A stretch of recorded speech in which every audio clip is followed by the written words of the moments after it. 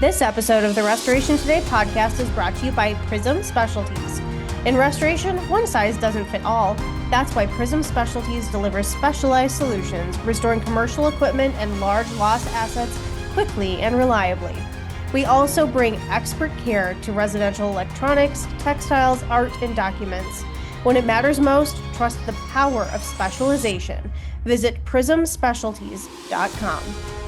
Hey, restorers, welcome to a fresh episode of the Restoration Today podcast. I am excited to have Robbie Bradshaw with me. I'm reporting from the Violand Executive Summit in sunny Canton, Ohio today, but Robbie is joining me via Zoom, and we are here to talk about some legislative updates happening within the industry. So Robbie has been with the IICRC for a few years now. He's the Director of Government Relations, does some lobbying work. The IICRC just had a great update with all of the things that he's been working on in multiple states, multiple bills that have been updated, and places that he's testifying and trying to change the landscape for restorers and cleaners across the country.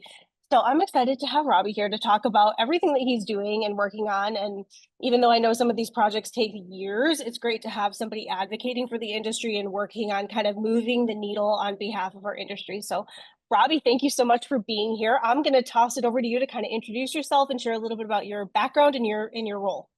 Yeah, no, thanks for having me.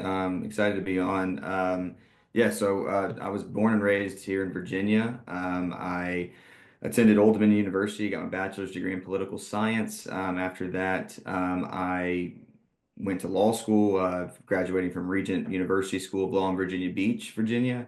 I have worked in the Virginia legislature, and then pretty much I was just looking to stay in politics. I am a licensed attorney, but I just enjoy the policy side of things. A lot of the time, attorneys, we interpret the law, but as a lobbyist, you get to kind of make the law or at least help in making the law. And so, so I got hired on by the IICRC about 4 years ago. And since then, it's just, we kind of hit the ground running. We've just been really trying to advocate for the industry, advocate for standards, advocate for certifications. And I think we've been pretty successful, and I'm excited to see what the future holds for sure. Yeah. Yeah, absolutely. So when you look at your time at the IICRC so far, what would you say is like the thing that you're most excited about that's been accomplished or you're close to accomplishing or you're working on? Yeah, I mean, I really think it's the mold legislation. I think, mold is definitely a public health issue, and it's an issue that in talking with policymakers, they've at least received one call from a constituent that has said, hey, I've got mold in my house, or I had a bad contractor, or my landlord's not doing anything. And so obviously the IICRC strongly advocates for the use of the S520. We Mhm. advocate for folks being educated and having certifications. And I told the board and the IICRC leadership, I said, this is like you mentioned earlier, this is not something that happens in a year. This is a Yeah. long game. This is a long run. But in 4 years, we've gotten two states to jump on board, and I think that says a lot to not just anything that I'm doing, but necessarily what the volunteers are doing, what the other stakeholders are doing in the advocacy realm, and I'm excited to see that. I don't think that we're doing anything too strenuous for restoration contractors, because a lot of Mhm. them, the good players are already certified. They're following the Yep. standards. It's those bad actors that don't want to join the game and want to continue to, as we say, at least in the mold space, spray and pray. And that's what a lot of policymakers are. They're not really aware of proper remediation. And so when I'm talking to them, I explain to them what proper remediation is and what it should look like. And they realize, okay, we need to do something about this. And we've seen a lot of legislation introduced in that realm, but we've, Mhm. luckily seen two that have passed. That's awesome. So tell us a little bit about your day to day. We were talking about this offline a little bit. I can't really fathom what a lobbyist does or what your day to day looks like. My guess is that it involves a lot of relationships and educating people, but I really have no idea. So what does your day to day look like? Like what does a lobbyist actually do day to day? Because I don't think it is what you see in the movies of like just handing out checks to people like here, come pass my idea. It's a good idea. I don't think that's really Yeah. what it really is. Yeah, and the IICRC, we don't donate anything to any political parties or any sort of, politicians, but every morning I wake up 6:30 and start working, and it's pretty much just reviewing any legislations introduced. So we have legislative Mhm. tracking software that is some of it's based off keywords, some of it's based off of AI related stuff. So if I wanted to say anything in relation to fire restoration, every morning I will get a update that tells Um, me, anything that mentions fire restoration, anything that theoretically could affect restoration contractors doing fire restoration. And so with that, right now we're kind of in a lull of state legislatures because most of the time they're usually active between January and May. We get stuff from regulation too, as well as the federal level. But there's been mornings that I've woken up, in January, February, where I've woken up to 450 bills that I got to go through. And so once I've gone through all those bills, send out emails to ones that may not, that may need some attention paid. And then just have meetings. I mean, it's a lot of meetings. It's a lot of, like you said, educating. Um, and not just necessarily policymakers all the time, but it's legislators, it's their staff, it's other stakeholders that want to yep. get involved, and then regulators and agencies, all that kind of stuff. So it's fun, and I'm actively talking with everybody about what the restoration and the cleaning industry are all about, what these standards do and what they say, and then what the certifications are like and why people should have them. Yeah, perfect. Okay, so I want to talk a little bit about so people who gets your legislative updates because I know they go up to what is it IICRC certified firms that get like the updates that just got sent out a couple weeks ago or Yeah, last it's week it's maybe all even. it's all the certified firms and the registrants. So if we've got I think we've got Yeah, close to 60,000 certified professionals worldwide yeah, and a good amount of certified firms. And so they all get it. So everybody's getting the updates. And if anybody's not getting the updates, then obviously they feel free to reach out and I can make sure the emails are added. So yes, perfect. Okay, so I wanted to talk a little bit about some of the updates that are in there. So you were just in my home state of Michigan, and you're working on Senate Bill 19, talking about the importance of standards. So talk a little bit about what you were doing in Michigan and what's happening there. yeah, so for the last couple of years, we've been working with the senator in Michigan about just they wanted to do some, again, landlord tenant. That's probably one of the most prevalent areas where they deal with Yeah, mold. yep, The tenant complains about mold, landlord doesn't do anything about it, or they, run in there with some kills, or paint over, whichever they choose to do. So, um, they had released a draft of legislation a few years back, and I went to them. I said, hey, the mold should be remediated properly, and the way to do that is to make sure that it's remediated in accordance with the industry standard, which is the S520.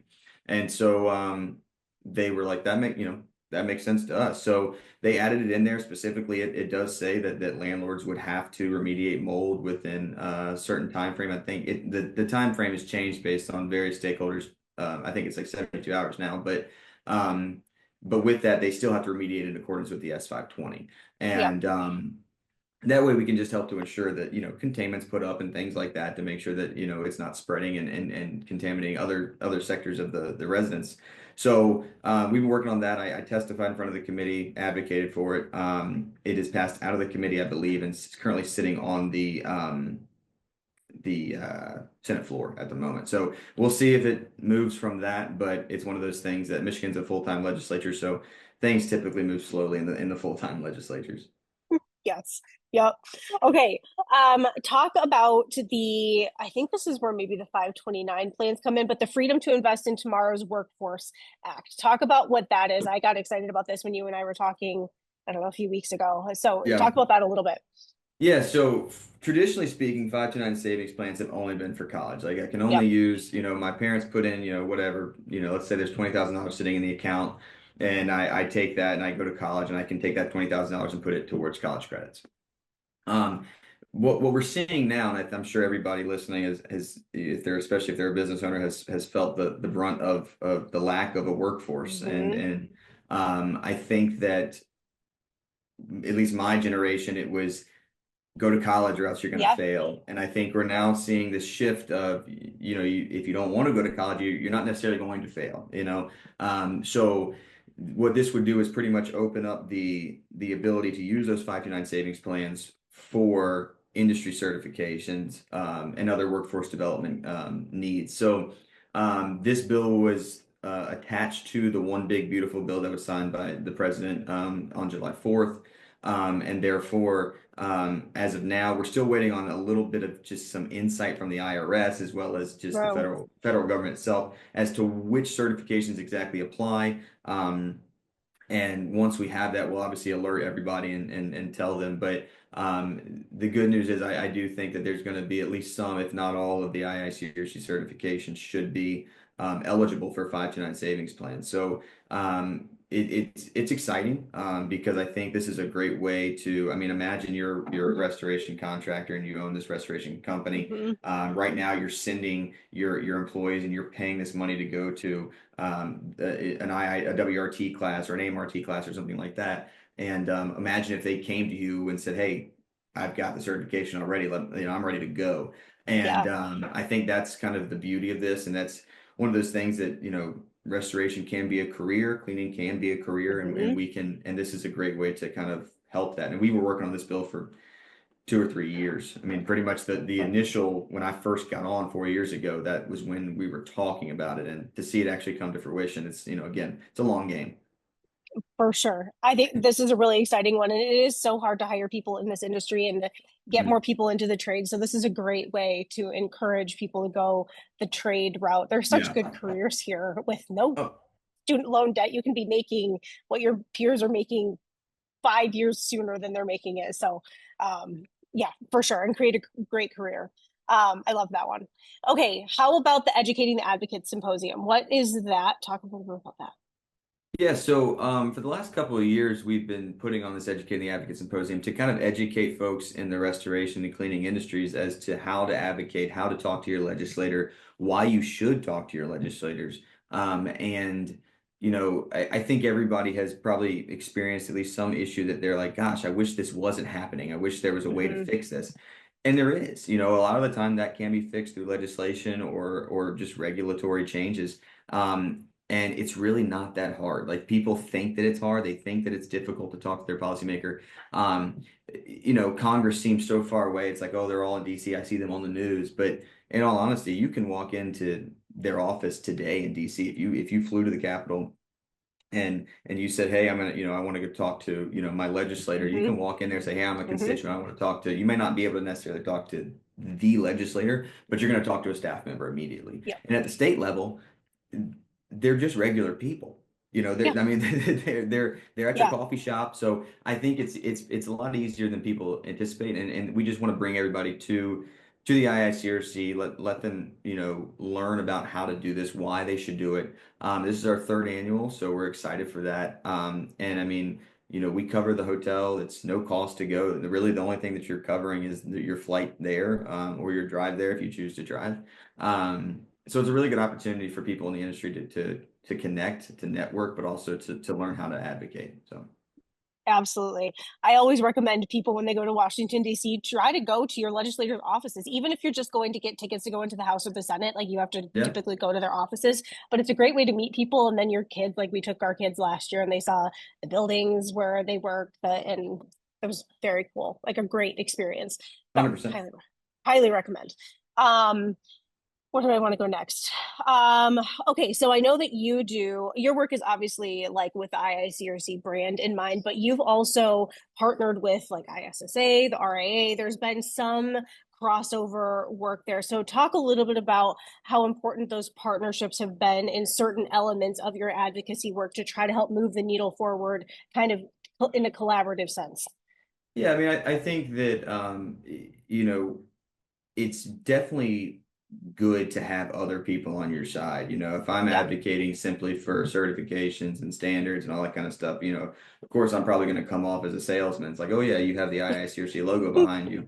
But I think at the same time, when you have cleaners like at the ISSA, you have restorers at the RA, that are saying, no, these standards are real, they're beneficial, Yep. these certifications are important. I mean, we went to the ISSA's Clean Advocacy Summit back in March, and we advocated for the Tomorrow's Workforce Bill. I mean, that was one of the things that we were in Congress advocating for and advocating about.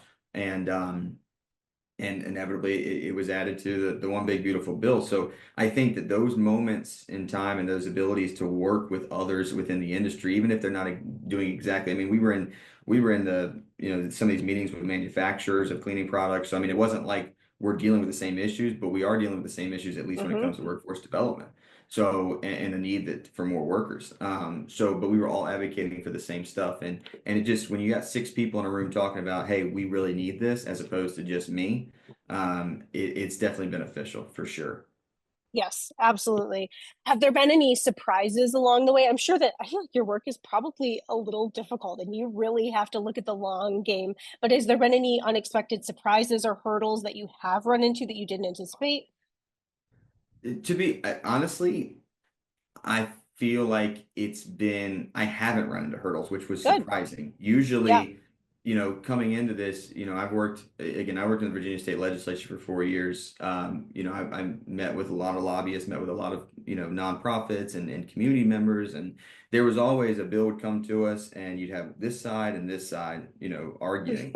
But again, we've passed, other legislation, but the two mold bills passed unanimously. Like there wasn't any sort of opposition to them. And so I think that that's kind of been the crazy thing is that we haven't run into any hurdles as of right now. I'm sure there's, now someone's going to say, well, I'm going to oppose it just because. But no, I mean, I think it's been good. And I'm sure there's going to be more difficult stuff, as it comes. But I think for the longest time, the restoration industry and the cleaning industry just really haven't had a seat at the table.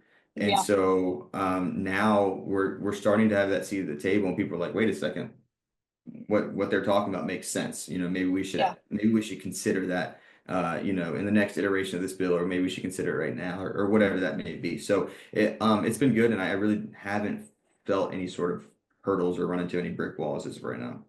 That's good. Knock on wood. I don't have wood near me, but knock on Yeah. wood. Yeah, for sure. I know that what you do, there's a lot of people passionate about the things that you're advocating for and the things that you'll advocate for in the future. And a lot of people that kind of also want to be advocates for the industry. So, what do you tell people that are interested in either getting involved or want to support or any way that they can help support you and your mission and the IICRC's mission, or they can get involved? Any sort of advice for those people? Yeah, I mean, honestly, you can reach out to me. I'm more than happy to entertain, and have a conversation with folks and just say, what are you looking for? How can I be of assistance? How can the IICRC be of assistance? Because I'm just a one-man show here at the IICRC, at least from a government relations standpoint. Our Yeah. marketing team and Holly Kimber, Chief of Staff and leadership like Leslie, they all are very supportive of us. I guess, the government relations side of things, but I am the only one that's in the department really, that's working. And so I always need help and some Yeah. assistance. And we've had some great people that have volunteered to advocate. I mean, Cole Stanton was in Massachusetts, Yes. helping us out. There, I testified virtually, but he was down the street from the state capitol. He said, well, I can go down there and testify. I said, perfect. And we did that. And we were able to meet with some other folks that said, hey, we think that your testimony was made sense, and we'd like to take your amendments and put them in the bill. So it really does work, and it really does help. And having extra volunteers and extra hands is always beneficial. Cole is always a wonderful advocate for the industry Yeah, and a wealth of knowledge. He knows so yes, much. So it's nice to have people like that on your side for sure. very much so. Yes. Okay. What looking ahead to 2026 or the rest of 2025, what's on the horizon? I know you can't share everything and you shouldn't, but what can you share? Like what's on the horizon? What are you excited about? I think that one of the things that I'm excited about in 2025, as I was going through legislation and every morning just kind of looking through, the IICRC, and industry certifications, industry standards was specifically mentioned in more bills than I had seen in my tenure here at the IICRC. And But some of those I had no hand in. I wasn't working on it. It was just a bill that pops up and I see it and I'm like, wow, that okay, we're included in it. So I think that I'm excited to see that happen more. And I'm hoping that it does. And again, as the more and more that we're out there advocating and pushing for legislation and pushing for regulatory reform, I think the more that we're just going to see them, be able to type in on Google, oh, there's an organization that does all this stuff already. We don't have to mhm. create a water damage standard. It already exists. And so I'm kind of excited to see how the work we've already done is going to just kind of make my life easier, that I'm not having to have all those conversations because they're already just doing them on their own. So that's kind of what I'm excited for. I So before we started talking, I mentioned an off-topic conversation that I was going to ask you about really quick. And that has to do with AI and being careful how restorers are using it. I think we're getting to the point where all companies are kind of just throwing everything at AI. Let's put all of our SOPs, let's put everything in there. But there is a line of what you can use or put into these large language models and what you shouldn't. And I think some stuff like it probably wouldn't even take it. There's blocks on it, I think, so it wouldn't work. I'm pretty sure that the IICRC, and you can correct me if I'm wrong, is working on like the standards. If you have the digital copy, are searchable, so you can search within there to find Yeah. the answers. But what is the proper way to search or use a standard, maybe in your SOPs or whatever that may be, without maybe putting it into a large language model? And why should you maybe not put it into a large language model? Well, the number one reason you shouldn't is that the IICRC standards are copyright protected. So, by putting it into a large language model that's, on a public forum of some sort, it potentially could be a violation of copyright protection. So, I would be cautious with that. I mean, it is difficult, and I know It everybody is. wants to use AI for everything, Yep. but I would just I would press and be cautious with utilizing copyrighted material and throwing it into an AI model. That was something I would Yeah. be certainly cautious about. Sure. Yes. So, what is the best way for people to search through and use the standards if they have like a digital edition? Yeah, I mean, if you have the digital edition, I mean, it does have the control, you can do the control find, but I think Yep. within the database itself, you can just, find it and interpret it. I mean, restorers are already the experts. You Yeah. don't necessarily need AI to tell you how to actually do something. And the standards language is pretty clear and pretty plain enough. So I mean, you may be able to ask AI questions, but I certainly would not use any sort of copy and paste feature. But I mean, and honestly, the search find is great because there's times I'm having Yeah. conversations with legislators, and they ask a specific question about a standard, like, is it in there? And I'm like, oh yeah, I'm pretty sure it is. Let me double check, and I'll just go into the find feature and type in whatever I need to type in, and it should find it. So it's pretty efficient that way. But yeah, like you said, I know everybody wants to use AI, but there are some limitations to it. Not just in the AI itself, but also some limitations No. as to what you're legally allowed to do. So Yes. And be careful about what you're pulling out of it. I mean, I've heard stories of like referencing standards that don't even exist anymore. Like we're on like the 10th standard of the S500 or something crazy and looking here and things that don't even exist. So don't rely on that for quoting the standards and yeah, bringing the right things to you. Like actually yeah. look and make sure it's right. I'm about to say that's the thing. I think a lot of people just rely on it just plainly and just say, oh, yep, Yep. it spit out something really cool. It sounds good, so I'm going to share it. And it's like, no, that doesn't even exist. Yeah. Not a thing. that. Yeah, I've heard multiple stories of that. Most of them are coming from contractors getting adjuster pushback and the adjusters having language in there that doesn't actually exist in the standards. So that actually can give the contractors a leg up when they're trying to Yeah. get paid, but that's kind of a whole different conversation. Okay, before we wrap it up, I have kind of a personal question, so I'll edit it out if you don't want to answer my question. But I think you have a hobby, a fun hobby that might have to do with music. So talk a little bit about what you do. And I love that you have a hobby because I'm guessing that you are very busy in doing your legislative work. So talk about, I guess, the importance, tell like my audience the importance of like having a hobby and how that's a different outlet for you and a good way to get your energy out and those kind of things. Yeah, so I like when I was in my first year of law school, I was kind of tired of like studying, and Yeah, it was a lot. So a lot. I needed to find some sort of outlet, and so I started writing songs, but I didn't know how to play an instrument. And so finally, I was like, well, I should probably learn how to play a guitar or something. So I picked up a guitar from my dad. My dad had one sitting in the attic, and so I took it down to Charleston, South Carolina, where I was living at the time, and just kind of taught myself via YouTube videos and stuff like that. And it's kind of morphed into this thing where now I have a full band. I put out an Yeah. album earlier this year. It's kind of morphed into something I was not anticipating, but it's been fun. I mean, I work. Luckily, the IICRC has flexible hours, so I work Hmm. 4/10, so Monday through Thursday. I'm working from 7 to 5:30. So Friday I have off, and um, most Friday nights I have a gig. Whether it's full band or just solo or duo or whatever, it's fun to have that outlet. And people always ask me, it's like, oh, well, are you going to try and make it your full-time gig? And it's like, I don't know. I really like lobbying. I really like, policy making.